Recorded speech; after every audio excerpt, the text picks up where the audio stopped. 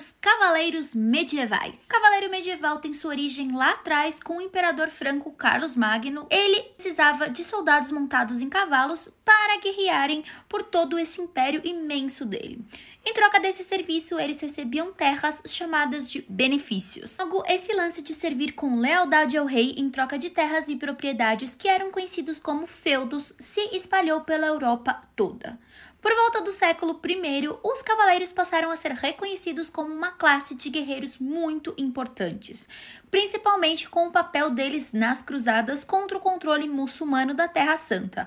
Isso fez com que eles se tornassem ainda mais defensores da fé cristã e da igreja. O treinamento para se tornar cavaleiro começava aos 7 anos de idade. Um menino que nascia na nobreza era mandado para um castelo como pajem e aos 14 anos virava escudeiro. Ele treinava a luta com espada e lança, aprendia a montar a cavalo, caçar, cuidar de armaduras, cavalaria, torneios e guerra. Como escudeiro, ele podia ir para a batalha como assistente de um cavaleiro e aos 21 anos eles podiam ser armados cavaleiros durante uma cerimônia elaborada, tornando-se assim um cavaleiro completo. Os cavaleiros seguiam um código de comportamento chamado cavalaria, moldado em virtudes cristãs.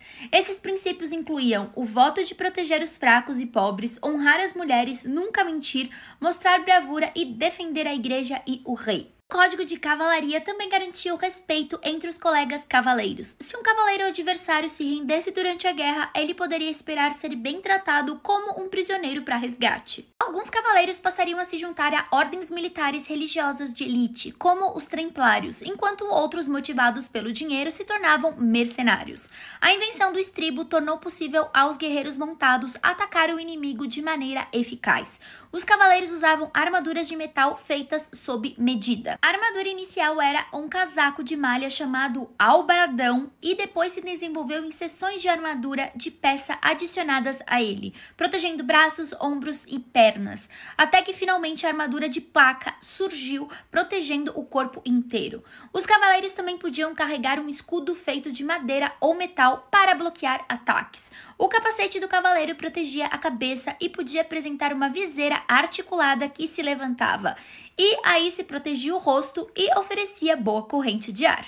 Enquanto a arma de placa protegia os cavaleiros de espadas e martelos inimigos, ela era pesada e limitava a mobilidade. Os cavaleiros usavam uma variedade de armas de combate corpo a corpo, incluindo espadas, lanças, machados e martelos de guerra, para manter suas habilidades de combate afiadas quando não haviam guerras a serem travadas.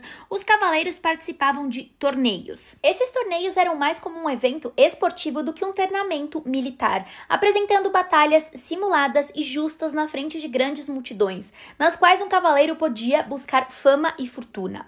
Para que os cavaleiros se destacassem, eles usavam emblemas próprios chamados brasões nas suas vestes, escudos e estandartes. Devido à natureza competitiva dos torneios, lesões e mortes eram frequentes. No campo de batalha real, a guerra de cerco seria mais comum devido ao desenvolvimento das cidades e castelos fortificados para a frustração do cavaleiro e de seu estilo de luta. A disciplina em batalha era muitas vezes ausente, pois os cavaleiros às vezes rompiam as fileiras para mostrar sua bravura. Após o cerco, pilhavam e massacravam a população inimiga, enriquecendo com saques que se seguiam. Em uma batalha campal, o cavaleiro era mortal, avançando a cavalo ou a pé uns contra os outros, confrontando-se em combate corpo a corpo. No final do século XV, armas novas como a besta e a pólvora e a ascensão de exércitos acabaram tornando o papel do cavaleiro cada vez mais obsoleto.